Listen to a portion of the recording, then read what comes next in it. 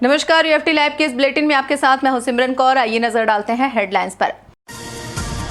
मासूम का गला रेतकर बेरहमी से कत्ल करने वाले 4 अभियुक्त गिरफ्तार।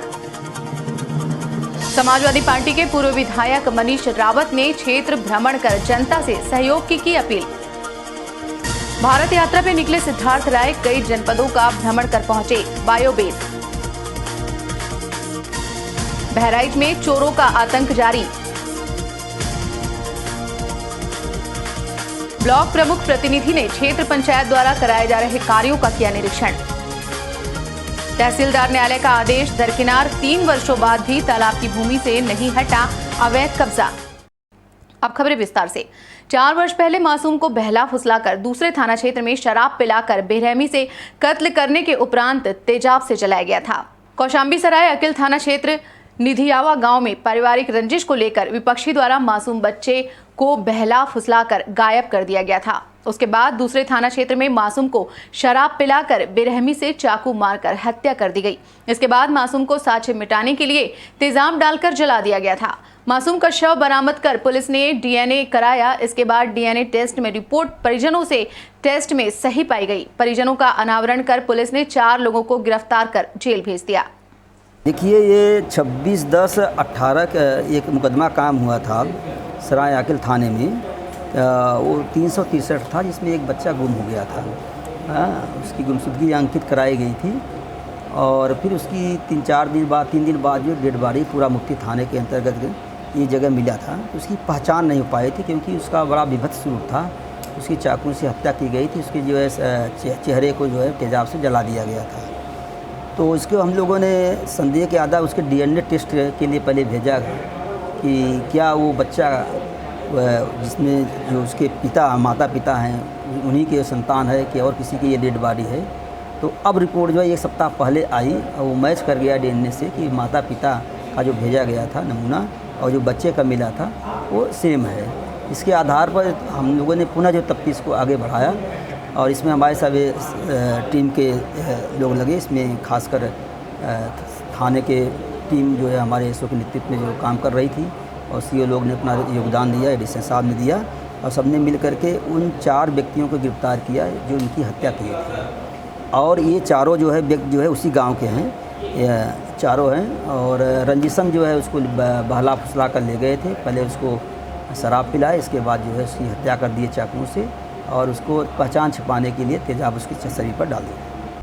यूएफटी लाइव के लिए बंशीलाल की रिपोर्ट। सिधौली विधानसभा के पूर्व विधायक मनीष रावत ने ब्लॉक गोंदलामऊ की ग्राम पंचायत गंगापुर में जनता से आगामी विधानसभा चुनाव के संबंध में जनता की राय ली और अपने कार्यकाल के समय किए गए कार्यों की जानकारी और निकट भविष्य के चुनाव में जनता का सहयोग समर्थन मांगा।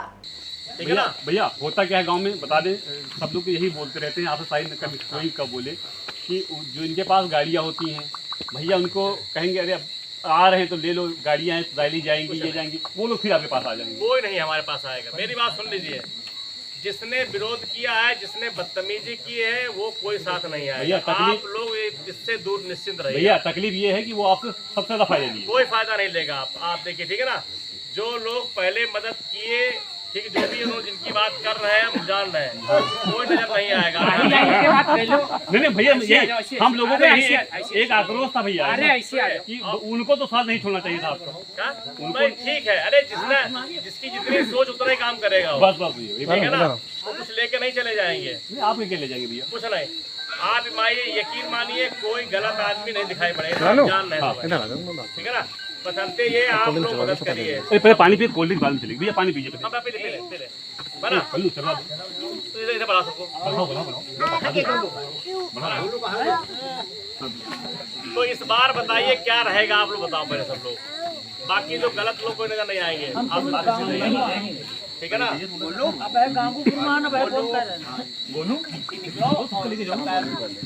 बैठ जाओ,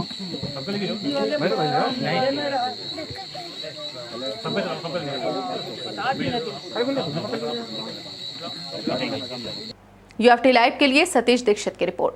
श्री राम की कर्मभूमि श्रृंगवेरपुर धाम स्थित बने कृषि महाविद्यालय बायोवेद में बच्चों को कृषि से संबंधित रोजगार के बारे में विस्तार पूर्वक जानकारी दी गई। इसके साथ ही उपस्थित लोगों को बताया गया, भारत यात्रा का मिशन है कि भारत के कोने कोने से एक मुट्ठी अनाज इकट्ठा कर गाजीपुर में प्रभु की रसोई में देंगे, जहां से सैकड़ों गरीब व्यक्तियों को भोजन मिलता रहे और उन्हें कृषि से संबंधित जानकारियां दी जा रही हैं। खेतों में काम करके कैसे पैसा कमाया जाता है, इसका भी संसाधन दिया जा रहा है।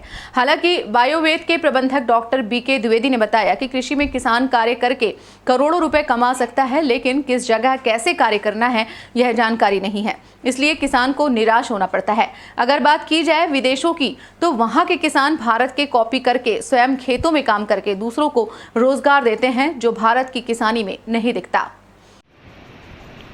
आपका मिशन क्या है अभी इसमें? मैं पिछले कई दिनों से भारत यात्रा पर हूँ और इस भारत यात्रा का उद्देश्य है कि हर ज़िले में जाकर के लोगों से एक मुट्ठी अनाज इकट्ठा करना, ताकि उस इकट्ठा किए हुए अनाज को हम लोग गाजीपुर ले जा करके, जो प्रभु की रसोई चल रही है जिसमें प्रतिदिन सैकड़ों लोग निःशुल्क भोजन प्राप्त कर रहे हैं, उस रसोई में लोगों को अनाज का प्रबंध करना, ताकि वहाँ पर प्रतिदिन भोजन लोगों का बनता रहे। उसके साथ ही साथ हम लोगों ने कृषि कार्य में बहुत ही बेहतरीन कार्य करके गाजीपुर में दिखाया है, जिसके लिए केंद्रीय मंत्री पशुपालन गिरिराज सिंह जी ने भी काफ़ी प्रशंसा की थी और उत्तर प्रदेश राज्यपाल द्वारा भी सम्मान प्राप्त हुआ था। तो जो कार्य हम लोगों ने गाजीपुर में किया है, उस कार्य को किस प्रकार से अन्य लोगों तक लेकर के जाएं, ताकि वो लोग भी अपने गांव, अपने शहर में उस तरह का कृषि कार्य जो प्रबंधन को जोड़ करके किया जा सकता है उसे करें और खुद का स्वयं का रोजगार बनाएं और दूसरों को भी रोजगार दें। उसके बारे में भी अलग अलग कृषि विद्यालय, महाविद्यालय और विश्वविद्यालय में जाकर के लोगों को बताने और सिखाने का कार्य इस भारत यात्रा के माध्यम से किया जा रहा है। UFT लाइव के लिए मोहम्मद इकलाक की रिपोर्ट।